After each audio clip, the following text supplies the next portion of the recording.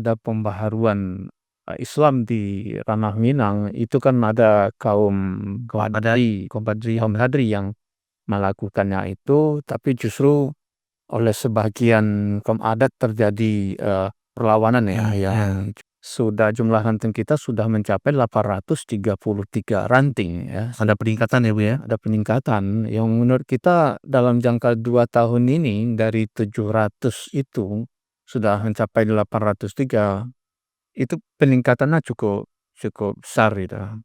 Khusus untuk kauman ya, pesantren kita ini, itu sudah seolah sudah mendaftar ya, ada yang dari Kamboja, sudah ada yang dari Thailand, ada yang dari Malaysia, Untuk sekolah di Kauman gitu Bu? kauman Padang Panjang. Insyaallah ya. Akan ada penguatan-penguatan dari sisi pendidikan, dari sisi kesehatan, dan juga dari sisi konsolidasi tetap Konsolidasi itu sudah 2025. dilakukan secara masif, karena itu tidak bisa kita elakkan ya.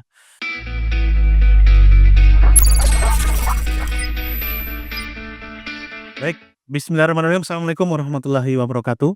Insyaallah. Berjumpa kembali di channel PWM Sumbar dalam program podcast GDM 62. Ini podcast pertama yang kita laksanakan di 2025.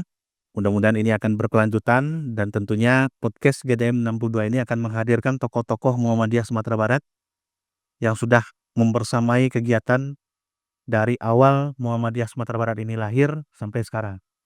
Kembali hadir bersama kita hari ini Ketua Pimpinan Wilayah Muhammadiyah Sumatera Barat, Buya Bakhtiar. Alhamdulillah, terima kasih Buya sudah hadir. Sama-sama ya. Nah, hari ini kita akan membahas, karena ini tahun 2025 merupakan satu abad. Di tahun 2025 ini satu abad Muhammadiyah di ranah Minang, gitu ya Bu ya? Ya. Jadi kita refleksi untuk menyongsong satu abad Muhammadiyah Sumatera Barat. Nah, kita mau tahu dulu nih Bu ya, sejarah Muhammadiyah di Sumatera Barat di ranah Minang ini seperti apa Bu ya? Assalamualaikum warahmatullahi wabarakatuh. Waalaikumsalam. Terima kasih Rika. Muhammadiyah di ranah Minang itu dimulai tahun 1925. 1925. Ya, berawal dari Buya A.R. Sultan Mansur merantau ke Pekalongan. Beberapa tahun beliau di sana, kemudian mengunjungi sekaligus ketemu dengan Ki Haji Ahmad Dahlan. Dari situlah kemudian Buya R. Sultan Mansur bergabung dengan Muhammadiyah, dan kemudian termasuk orang yang dipercayai oleh Ahmad Dahlan. Selanjutnya dari itu datanglah mertua beliau, Haji Amrullah Karim, ke Pekalongan, dan kemudian sempat juga ketemu dengan Kiai Haji Ahmad Dahlan dibawa oleh Buya R. Sultan Mansur. Beberapa tahun kemudian pulang kampunglah Buya A.R. Sultan Mansur kembali. Kemudian Haji Amrullah Karim juga mendorong supaya Buya R. Sultan Mansur melakukan upaya-upaya sebagaimana yang dilakukan di Pekalongan dengan cara mendirikan Muhammadiyah di Tanjung Sani ya. Tanjung Sani. Di Maninjau. Begitu pulang kampung seperti yang disarankan oleh Haji Amrullah Karim ini, dikumpulkan beberapa tokoh di Maninjau, termasuk tokoh adatnya yang sedang menjabat ketika itu. Pada akhirnya beberapa tokoh adat bersepakat untuk mendirikan Muhammadiyah di Maninjau. Pada saat itu sebetulnya sudah ada organisasi lokal, Tiang Aman Sendi Selamat namanya. Tiang Aman Sendi Sendi Selamat. Selamat. Organisasi lokal ini pada dasarnya digawangi atau dikirakan oleh tokoh-tokoh pembaharu yang sebelumnya sudah ada tapi tidak begitu berkembang. Dengan masuknya Buya A.R. Sultan Mansur kemudian mengajak seluruhnya yang di dalam untuk gabung, pada akhirnya bersepakat untuk bertransformasi organisasi lokal ini yang aman dan selamat ke dalam Muhammadiyah. Bergabung, ditransformasi. Transformasikan Oke. artinya berpindah pengelolaan gitu ya, nama juga bertransformasi menjadi Muhammadiyah, sehingga disitulah cabang Muhammadiyah pertama kali di luar Sumatera secara organisasi, tapi itu belum. Di situ kemudian Buya R. Sultan Mansur bersama dengan tokoh-tokoh lain mengembangkan, memperluas jangkauan Muhammadiyah, yang pada akhirnya Muhammadiyah itu bisa tersebar di eh, ya apa di sekitaran Danau Maninjau gitu. Dari perkembangan itu kemudian yang Haji Amrullah Karim itu berada di Padang Panjang, terjadi komunikasi yang intens dalam pengembangannya, yang pada akhirnya Muhammadiyah juga ditancapkan di Padang Panjang, yang pada mulanya itu bermarkas di Jembatan Besi ya, rumah Haji Amrullah Karim itu sendiri. Oke. Di situ kemudian anak-anak yang pada mulanya anak-anak sekolah yang berasal dari Maninjau, termasuk Buya Hamka pada saat itu, yang bersekolah di Tawalib yang dipimpin langsung oleh Haji Amrullah Karim.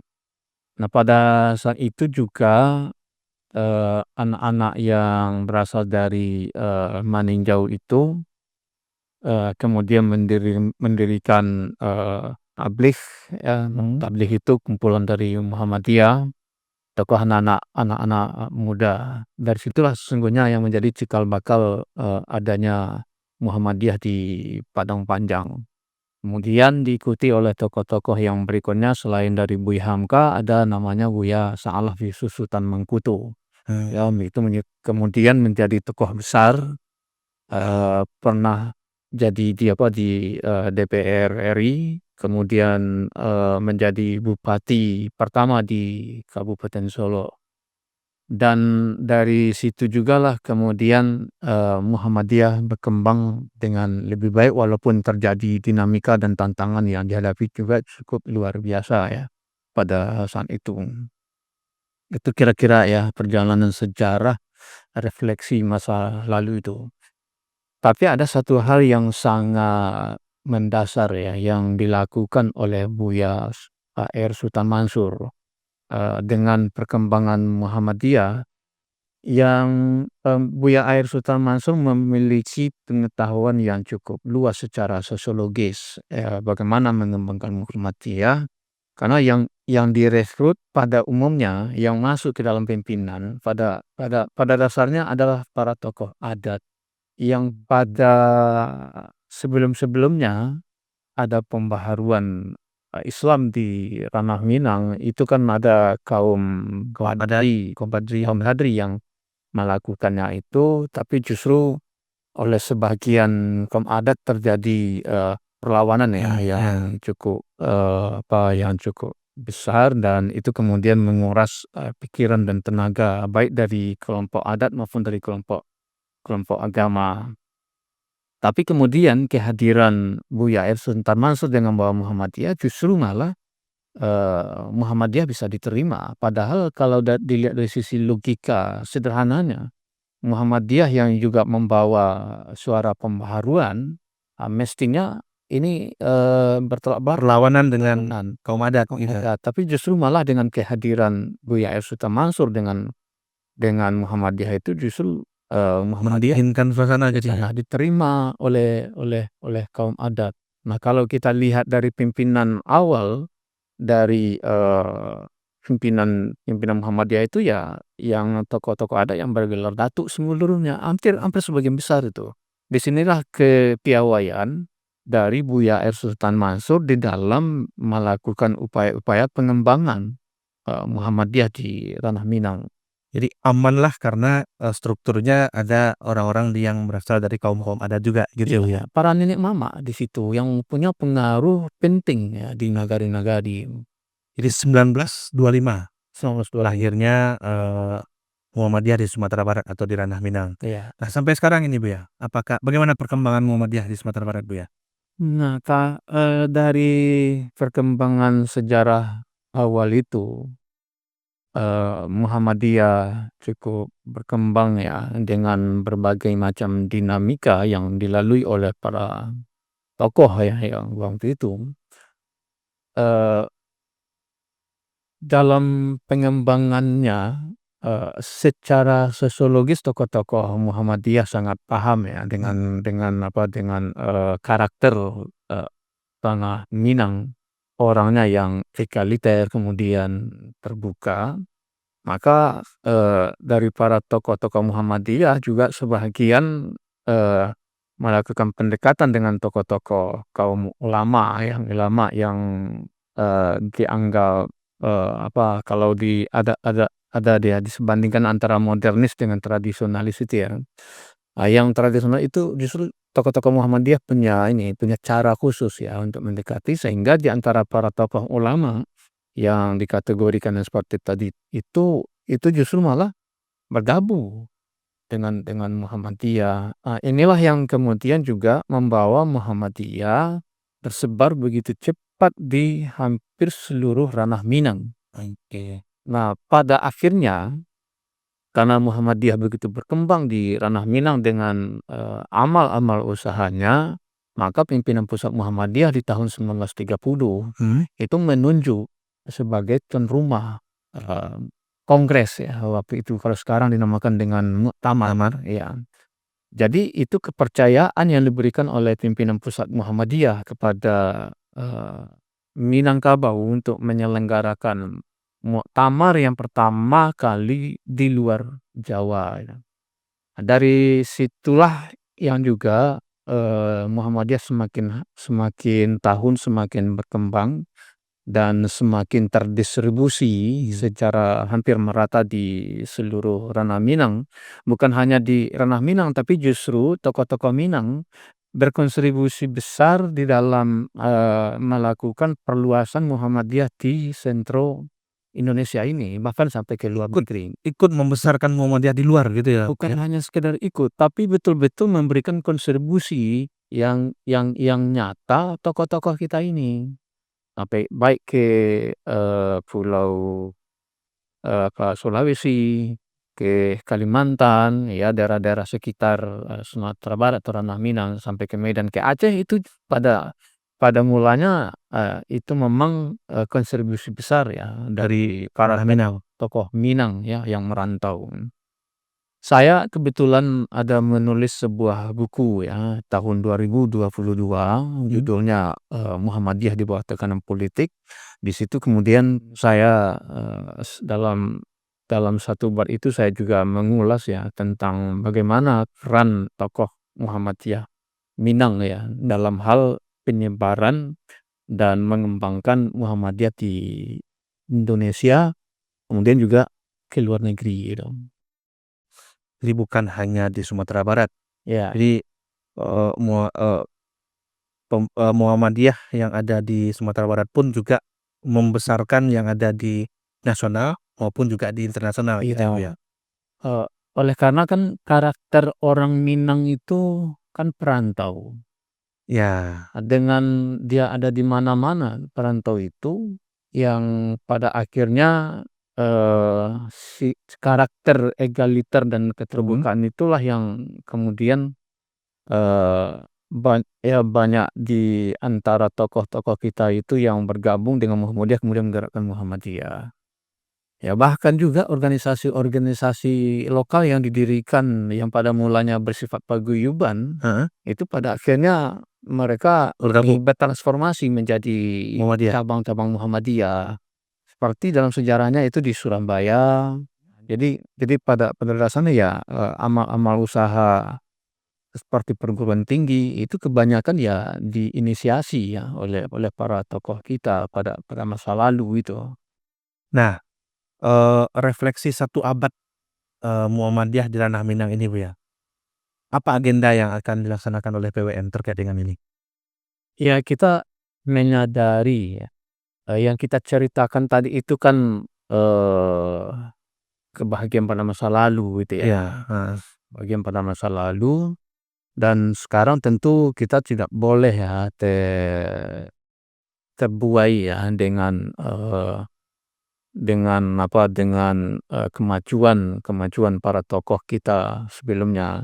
Tapi kita punya apa, punya, pondasi ya, punya, eee, potensi sosial ya untuk menggerakkan Muhammadiyah ke depannya. Maka selama hampir 2 tahun ini kita lebih konsentrasi dalam bentuk konsolidasi ke dalam. Karena memang kita menyadari setelah beberapa dekade yang sebelumnya ini, kita, Muhammadiyah Sumatera Barat kalau ini dipersandingkan ya dengan, Muhammadiyah wilayah lain, eee, terutama ya dalam pengelolaan, pengelolaan amal usaha, itu kelihatannya memang kita agak berada pada posisi yang, belum belum apa, belum, sekencang teman-teman kita, saudara-saudara kita yang di daerah lain. Nah, menyadari, hal yang seperti ini, maka langkah langkah yang kita lakukan selama hampir 2 tahun ini, melakukan konsolidasi secara intensif ya, secara masif yang kita lakukan. Dengan cara pertama kita, lakukan konsolidasi ideologi terlebih dahulu, ya. Konsolidasi ideologi melalui, Baitul Aqab dan Darul Aqam, kita mulai dari, tingkat wilayah, daerah, cabang, ranting, ya. Itu masih masih jalan sekarang ya di tingkat cabang, ranting, Masih kemudian berproses itu, Bu, ya? masih berjalan. Kalau tingkat apa, tingkat wilayah, tingkat daerah sudah Sudah selesai, selesai, ya. heeh. Itu yang pertama yang kita lakukan. Yang kedua melalui pengkajian dan pengajian. Itu terus terus kita lakukan dalam hal konsolidasi, ideologi ini. Oleh karena kenapa ini yang kita ambil? Karena kita ini kita anggap, ini strategis ya. Mhm. Gerakan Muhammadiyah atau gerakan-gerakan, dakwah yang ideologinya, kuat itu, pergerakannya itu akan membaik ya, akan selalu dia bergerak secara terus-menerus. Tetapi ketika ideologi itu yang melemah, maka pergerakan-pergerakan, apa, dakwah, ideologi dan sebagainya itu akan menggerus ke bawah. Nah, oleh karena itu kita ambil posisi, apa, penguatan ideologi ini yang pertama yang kita lakukan ya. Penguatan ideologi. Iya, konsolidasi dan penguatan ideologi. Nah, itu satu. Yang kedua, kita melakukan, konsolidasi penguatan secara kelembagaan.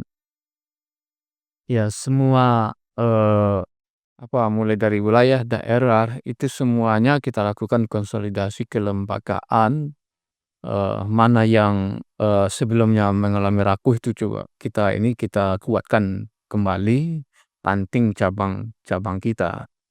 Nah, alhamdulillah juga dari hasil konsolidasi ini, yang kalau sebelumnya ranting kita ada 750-an ya ketika 750. kita baru yang kemarin, dan alhamdulillah sekarang ya kita sudah jumlah ranting kita sudah mencapai 833 ranting ya. Ada peningkatan ya, Bu, ya? Ada peningkatan yang menurut kita dalam jangka 2 tahun ini dari 700 itu sudah mencapai 803. Itu peningkatannya cukup cukup besar gitu, eee, Mmm.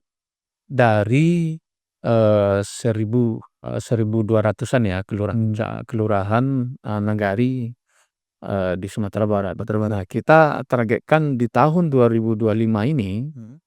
ya untuk, penumbuhan cabang ranting itu kita bisa, minimal ya 96% lah yang di seluruh nagari, kelurahan, dan desa di Sumatera Barat ini. Ini lagi sedang kita upayakan ya semaksimal mungkin.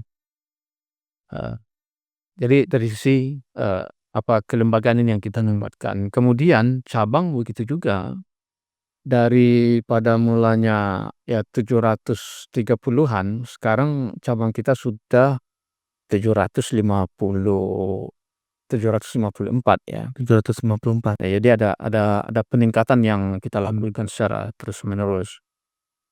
Itu yang kedua. Kemudian yang ketiga yang kita lakukan dalam 2 tahun ini membangun, simpul-simpul ekonomi.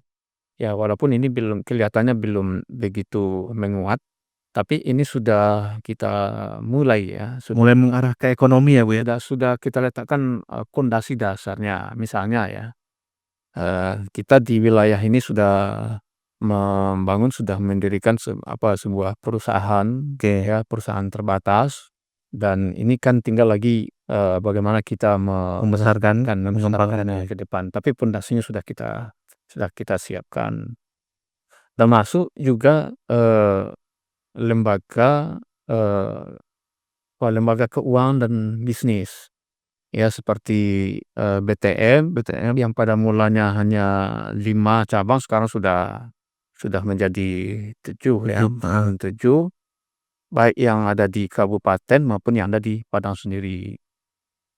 Termasuk juga kita membenahi, beberapa ada bank BPRS kita misalnya yang di Pasaman itu kita benahi.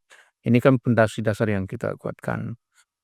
Terus yang kita lakukan juga, menguatkan pondasinya yang amal-amal usaha kita yang terutama yang, diselenggarakan oleh wilayah, ini kita lakukan, upaya akselerasi, ya seperti pondok pesantren kita, ini kita konsolidasikan lebih lebih kuat ya yang sebelum ini, sehingga tidak hal-hal yang akan menghalangi untuk melakukan akselerasi itu kita retas semuanya ini. Misalnya Al-Kautsar ya yang di, 50 kota, Kauman Padang Panjang, kemudian Al-Mumtaz. Jadi persoalan-persoalan yang selama ini sulit untuk diselesaikan dan itu selalu menghambat untuk kita lakukan akselerasi. Alhamdulillah untuk di 2 tahun yang belakangan ini atau 1 tahun belakangan ini sudah clear ya, sudah jalan. Tinggal lagi ke depan, kita akan lakukan akselerasi yang lebih cepat lagi. Dan konsolidasi ini kemudian, eee, kalau kita mengambil peran ya di tengah kehidupan kebangsaan ini, kemarin itu kita uji coba sebetulnya itu ya. Iya. Kita uji coba sejauh mana memang konsolidasi yang kita lakukan selama 2 tahun kurang itu. Mhm. Ini sifatnya keluar ya, untuk membangun sebuah, kekuatan, Muhammadiyah. Apakah Muhammadiyah ini, betul-betul bisa kita ini ndak, kita kapitalisasi tidak Iya. kekuatan yang ada ini. Nah, itu kita lakukan kemarin dalam hal pileg ya, Kontestasi politik kontestasi kemarin. politik. Kita uji coba betul itu kemarin itu, sengaja sejauh mana konsolidasi bisa kita lakukan.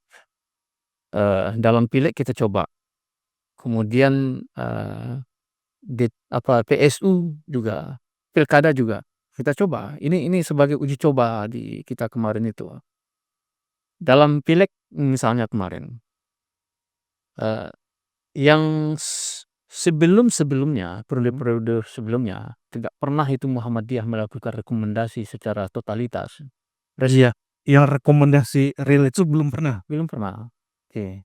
Karena apa juga, situasinya, kemudian kebijakan dari PP juga. Kalau sekarang kan agak inilah ya, agak diberi ruang lah ya, Ada arahan juga dari PP untuk itu gitu. diberi ruang gitu. Jadi, ya tidak ada sebelumnya, maka kemudian pada periode yang kemarin itu, pada pileg, PSU dan, pilkada, itu kita memberikan rekomendasi resmi dan memberikan instruksi resmi. Tersurat. Tertulis ya, dan masing-masing calon itu harus datang jemputnya ke Gedung Dakwah Muhammadiyah ini. Bagi yang tidak datang tidak kita kasih, tidak kita berikan. Dia juga melihat keseriusan mereka untuk Mereka, betul. Jadi dari situ akan terlihat. Nah, alhamdulillah itu ternyata yang dari yang sebagian besar yang kita rekomendasikan dalam pileg, kemudian DPD juga dalam PSU, termasuk dalam pilkada kemarin, nah itu kelihatannya konsolidasi kita Muhammadiyah cukup berhasil, ya. Ya itu bahagian ya, dampak yang kita lakukan selama hampir 1,5 tahun nih. 1,5 tahun melakukan konsolidasi ideologis dan juga internal dengan seluruh daerah dan juga cabang. Akhirnya ya berdampaklah dengan waktu perpolitikan di 2024 ini ya. Itu kan menjadi sebuah kekuatan ya, bagi Muhammadiyah ya Sumatera Barat. Nah, ke depan apa yang mesti kita lakukan? 2 tahun sudah ya Muhammadiyah di bawah kepemimpinan di periode saat ini, maka ke depan kita harus lakukan akselerasi. Pertama akselerasi pengembang amal usaha. Karena kehadiran Muhammadiyah itu salah satu penopangnya di amal usaha ini. Tanpa amal usaha Muhammadiyah mungkin sulit untuk berkembang, sulit untuk bertahan. Maka amal usaha ini sangat penting kita lakukan akselerasi ya pengembangan. Maka kita sudah lakukan upaya selama ini. Dalam tahun ini kita misalnya pesantren kita ya, pesantren Kauman Padang Panjang itu akan kita transformasikan menjadi boarding internasional ya. Oke. Menjadi kalau yang selama ini kan lebih kepada International boarding school gitu ya. nasional. Maka ini mulai tahun ini kita sudah Masuk ke ranah internasional itu ya. Oleh karena itu langkah-langkah yang kita lakukan itu yang melalui BPP dengan Mudir itu melakukan kerjasama dengan pihak luar negeri ya dengan lembaga-lembaga pendidikan luar negeri termasuk juga dengan organisasi-organisasi yang memiliki jaringan di luar negeri. Nah, itu sedang kita bangun ya. Dan insya Allah ya untuk tahun ajaran besok khusus untuk Kauman ya pesantren kita ini itu insya Allah sudah mendaftar ya. Ada yang dari Kamboja, sudah ada yang dari Thailand, ada yang dari Malaysia. untuk masuk sekolah di Kauman gitu. Kauman Padang Panjang. Insya Allah ya sudah mendaftar sudah. Kemudian Al-Kausar begitu juga. Oke.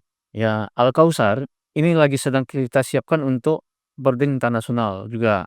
Ya, insya Allah tahun awal 2026 kita sudah beri target Mudir dengan PPP. Tahun awal 2026 ini kita langsung menjadi boarding internasional. Kalau tahun yang sekarang 2025 ini Kauman. Tahun 2025 ini Al-Kausar. Nah, sementara yang Al-Mumtaz ini masih kita benahi total ya dalam manajemen, dalam SDM dan segala macam. Termasuk juga pesantren-pesantren kita yang lain misalnya Muallimin Sawah Danka, di Empakan Senayan, Senyang Baka, kemudian juga di Laki Hitam Pesisir Selatan, masuk juga di Tamiang Pasaman Barat dan juga di Kinali ya. Nah, ini bagian-bagian yang kita lakukan akselerasi pengembangan amal usaha ya. Termasuk juga yang kita juga lakukan itu mentransformasikan sekolah-sekolah kita yang selama ini masih sekolah biasa, maka ini akan ya sudah kita mulai mentransformasikan menjadi boarding school. Misalnya SMK ya. SMK Bukit Tinggi, ya, SMK Teknologi ini kita boarding school. Nanti jadi boarding school. Boarding school. Kemudian juga sekarang ini SMK yang di Padang juga dalam proses seperti itu. Jadi dari sisi amal usaha, lembaga pendidikan, nah itu terus kita ke depan ya setahun ke depan ini kita pacu. Termasuk juga penguatan ekonomi dan bisnis. Nah, ini juga bahagian yang kita dorong ke ini untuk tahun ini, upaya peningkatan ini terus kita lakukan. Kalau di bidang kesehatan gimana, Bu, ya? Nah, di bidang kesehatan kita sudah lama ingin kita mendirikan rumah sakit ya dan klinik, tapi kelihatannya belum cocok memang. Ada proses-proses untuk Terus situ ya? prosesnya itu kemudian kita memang ada keterbatasan ya, di antara keterbatasan itu soal lahan. Jadi kita hampir dalam 1 tahun kemarin itu kita mencari lahan ya, tapi ini kelihatannya belum ada yang pas. Dan memang kita bertekad untuk menghadirkan atau menambah rumah sakit, yang sekarang yang dikelola oleh Muhammadiyah melalui Aisyah itu baru 2, kemudian klinik 5. Kita mau paling tidak kita, ya komitmen kita menambah 1 lagi, ya rumah sakit. Kemudian juga perguruan tinggi juga kita, menambah, tapi ini masih dalam proses dan mudah-mudahan ya di periode ini harus ada yang kita tambah itu. Oke. Bagaimana 2024, Bu, ya? Apakah menggembirakan bagi PWN melihat, gerakan, program, dan juga, berbagai, konsolidasi yang sudah dilakukan? Apakah 2024 ini, eee, menurut PWN apakah sudah oke program-program kita? Ada sebagian yang sudah terlaksana dan itu sesuai dengan harapan kita. Oke. Ada memang sebagian juga yang, belum. Dan kita carry over pindahkannya 2025. Kalau itu memang nggak bisa kita lakukan lagi, maka itu kita close saja. Oh, Nah, kita close, kita beralih ke yang lain. Ya, sehingga kita tidak terpaku kepada satu ini. Kalau kita masih tetap berpaku kepada yang satu ini misalnya, sementara, daya dukung itu tidak siap atau potensi di situ itu tidak ada. Maka kemudian itu kita close saja dan kemudian kita pindah ke, program yang, lebih realistis ya ke depannya itu. bagaimana agenda 2025, Bu, ya, di PWM? Ada agenda besarkah yang akan kita laksanakan di 2025 ya? Eee, yang je yang jelas agenda besar kita itu menyongsong ya, Muhammadiyah menyongsong 1 abad Muhammadiyah. Tanah Minang. Ini agenda besar kita ke dalam 1 tahun ini.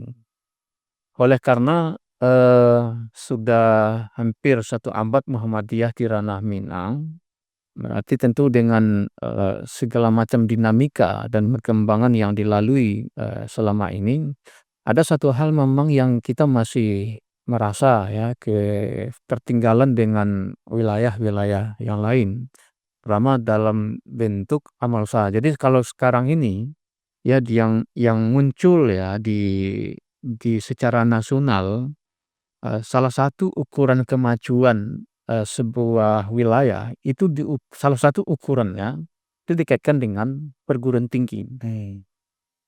Jadi di mana-mana, perguruan tingginya sehat, maka Muhammadiyahnya juga akan sehat. Tapi ketika, perguruan tingginya tidak sehat atau kurang sehat, walaupun, aspek-aspek lain, eee sehat, tapi kalau satu ini tidak, ini, termasuk ukurannya yang kurang gitu. Kurang. Nah, oleh karena itu ke depan, eee, ini salah satu agenda utama kita, ya perguruan tinggi Muhammadiyah, tentu termasuk juga perguruan tinggi yang dikelola oleh Aisyah. Oke. Jadi, akan ada penguatan-penguatan dari sisi pendidikan, dari sisi kesehatan, dan juga dari sisi konsolidasi tetap tetap Konsolidasi itu tetap 2025. dilakukan secara masif, karena itu ndak bisa kita elakkan ya. Untuk tahun 2025 itu kita kan, eee, ingin menarget 96% dari desa Ranting. ya dari desa, nagari, dan kelurahan kita menghadirkan ranting Muhammadiyah. Nah, kemudian untuk mengisi itu ke semua kita juga menarget, ini sudah perencanaannya sudah agak matang ya melalui majelis tabligh, kita menyiapkan mubalik 2.000. Mubalik. Mubalik. Itu dengan kita lakukan pelatihan. Oke. Ya, pelatihan itu bersertifikat alanya kita Muhammadiyah, dan itu kita target Juli 2024 itu selesai. Juli 2025. Juli 2025 itu selesai, itu mau selesai 2000 Mubalik, dan itulah nanti akan menjadi penggerak di ranting di cabang kita itu. Ini akan mensiarkan perserikatan. Iya, Bu ya. ya. Oke. Jadi 2025 pasti akan ada konsolidasi, penguatan, dan juga bagaimana ranting-ranting kelurahan-kelurahan itu memiliki ranting Iya. seluruh Sumatera Barat. Apa pesan-pesan Buya untuk Muhammadiyah di 2025 ini? Ya, jadi tentu dengan awali kita tahun 2025, terus kemudian dengan komitmen kita bersama yang dituangkan dalam Musyawir, dalam tamfiz hasil Musyawir, bahwa kita di periode ini cabang ranting itu menjadi skala prioritas, ya, di samping amal usaha, ya, untuk menggerakkannya itu dalam rangka menyongsong 1 abad Muhammadiyah di ranah Minang ini. Maka tentu kita sangat berharap kepada seluruh pegiat, pejuang, dan penggerak Muhammadiyah, baik yang ada di tataran pimpinan, kemudian di amal usaha, dan sebagai warga dan simpatisan Muhammadiyah, kita berrangkulan tangan dalam menyongsong 1 abad ini di semua level. Apa yang mesti kita jadikan sebagai upaya yang fundamental, ya, untuk ke depan. Oleh karena tantangan tentu tidak ringan, ya, yang kita hadapi ke depannya, tapi tantangan itu kita jadikan sebagai peluang, dan kita sangat optimis itu bisa kita wujudkan. Ya, Muhammadiyah kembali menjadi leading-nya yang untuk Indonesia itu. Baik. Jadi 2025 ini akan menjadi tantangan juga bagi pimpinan wilayah Muhammadiyah untuk ini konsolidasi pasti akan tetap berjalan. Konsolidasi tentunya akan menghasilkan kekuatan keorganisasian, dan ini sudah bisa terlihat di 2024. 2025 tentunya akan bisa lebih kuat lagi dari 2024, dan ternyata program-program yang sudah disiapkan dan program-program yang akan bisa memperkuat perserikatan itu akan dilaksanakan oleh pimpinan wilayah Muhammadiyah Sumatera Barat di 2025 ini. Sampai ke tingkat ranting. Sampai ke tingkat ranting. Baik, terima kasih banyak Buya telah hadir bersama kita di episode podcast GDM 62. Ini kita hidupkan kembali setelah 2024, dan ini 2025 akan kita mulai hidupkan kembali, dan insya Allah Buya ini akan menjadi siar digital dari Muhammadiyah. Tentunya program-program akan kita coba siapkan di channel PWM Sumatera Barat, bukan hanya podcast GDM 62, tapi akan banyak program-program lain. Ini menjadi salah satu instrumen kita untuk mensiarkan persyarikatan kepada seluruh warga, kader, dan juga masyarakat di Sumatera Barat di ranah Minang. Terima kasih sekali lagi Buya. Mohon maaf jika ada yang tidak pada tempatnya. Saya Ridka Abadi, mohon undur diri. Assalamualaikum warahmatullahi wabarakatuh.